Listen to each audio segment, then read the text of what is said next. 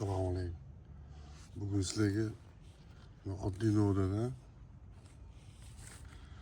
bitta novda ko'chat olish ko'rsatib o'tmoqchiman. Kitayskiy отводка deyiladi.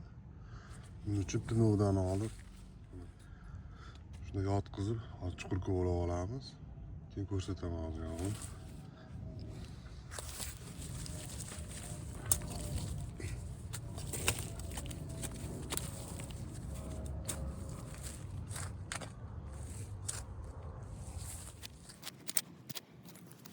Ko'lasak bo'ladi.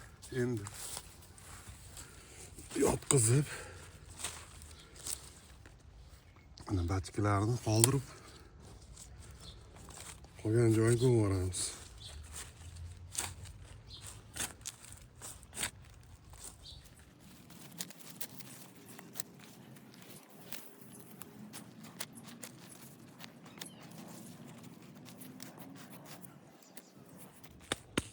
Shuni ham qoldiramiz, bitta ko'rsatib qo'yamiz.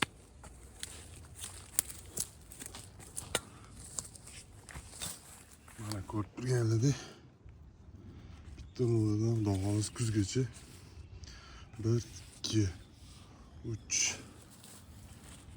4, 5 ta ko'chat chiqadi. Uni ko'proq bachka qoldirsa, undan ham ko'p bo'ladi.